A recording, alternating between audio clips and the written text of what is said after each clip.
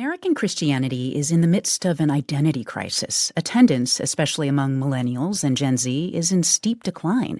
They say traditional church services don't speak to their lives, and in response, religious leaders are scrambling to stay relevant.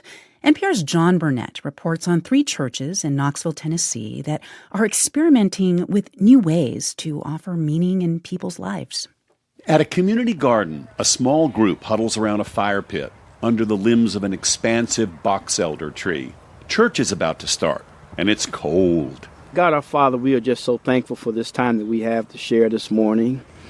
And God, we really thank you for fire that keeps us warm even as we sit up under this tree. We just pray that you would bless our time together. 3 years ago, Pastor Chris Battle walked away from more than 3 decades leading Black Baptist churches and started Battlefield Farm and Gardens in Knoxville. They grow vegetables and sell them at a farmer's market. They also collect unsold produce from around the city and once a week deliver it to people in public housing.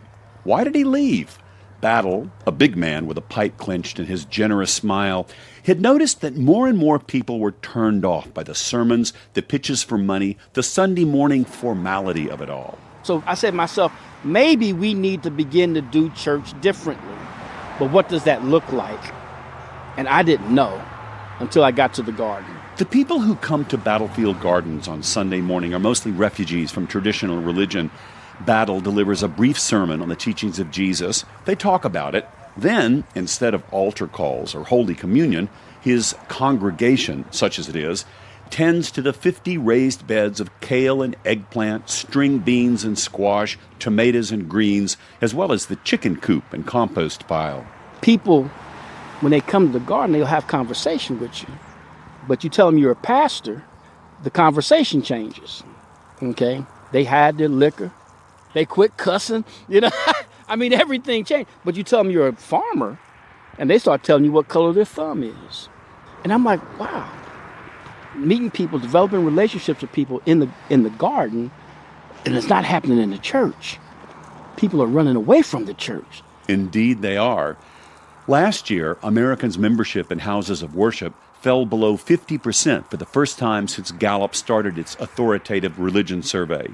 In 1937, the year the Gallup poll began, 7 out of 10 Americans attended church. In 2020, before the pandemic, only 47% of Americans said they belonged to a church, synagogue, or mosque. It's been trending downward since 2000. Put another way, millennials and Gen Z are rejecting organized religion. Genuinely, I'm here because I want 2 things out of church. Kelly Siskoyas is a 27-year-old PhD candidate in English who comes to the garden on Sundays and delivers veggies. I want time to sit down like we do on Sundays sometimes or around the fire and pray and recenter and figure out what we're about in the world because the world is very noisy. And then I want church to be a place where you get done with your community and for your community. Again, Pastor Chris Battle. We were trying to create this community that people who learn to love each other and ultimately love the world and transform it through collard greens. And okra. This impulse, this urgency to do something different is being felt throughout the Christian church. Once booming evangelical churches are worried, but for liberal mainline Protestants like the Lutherans, Methodists, Presbyterians, and Episcopalians, the hemorrhaging of members has become an existential question. Consider Knoxville's Marble City United Methodist Church. The stained glass windows are still there, but now the structure houses an architectural firm and the Golden Roast coffee shop. The church closed a couple years ago because worshipers stopped coming and tithing. Now people have returned, this time to the altar of caffeine. Honey latte? Thank you, ma'am. Y'all have a great day. Every year we close anywhere between 2 and 5 churches, every single year. Reverend Bradley Hyde is a Methodist pastor in his 25th year in the ministry. From his seat on the Regional Church Conference in East Tennessee, he's watched the pandemic drive even more people away. I think people were already wanting to leave church, and COVID gave a great opportunity for people to say goodbye. I'm not the only pastor who has noticed that, but a lot of people have just not come back. Hyde says he did focus groups among his parishioners, and he heard the same thing over and over. The church needs to do a better job of connecting with the community. So now his church, Bearden United Methodist, does its version of Chris Battle's Okra and Collards ministry. They collect unsold produce from local vendors and then, once a month, bring it back to the church parking lot. And our community is finally getting the word that we offer high-quality produce that they can come and get for no cost. And it has been a game changer for connecting with our community. So just because you leave organized religion doesn't mean the hunger to connect with the divine is going to cease. Reverend Caroline Vogel is a priest and director of the Center for Spiritual Learning and Practice at the Episcopal Church of the Ascension in Knoxville. It's how we were created. We need food, we need shelter, we need clothing, and we also have to feed our souls in some way. And so I think there's this challenge of, okay, we've been doing it like this for so long, and it's just not working for people in a way that meets them in a holistic way.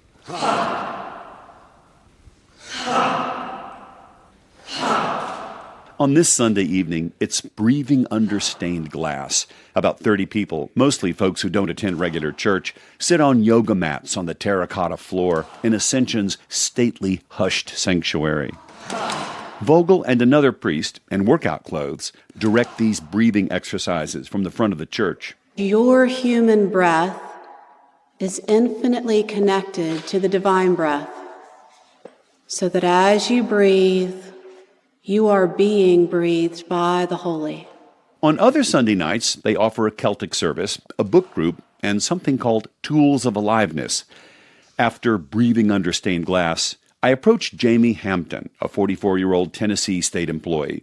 She and her husband stopped going to traditional church about 6 years ago because it wasn't doing anything for them.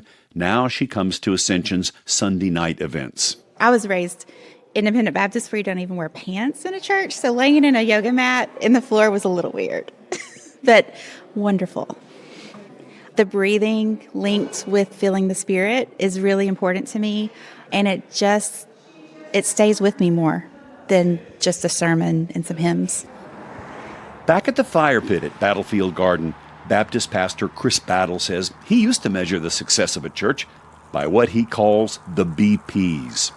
Butts in pews, bucks in the plate, baptisms in the pool, and building programs.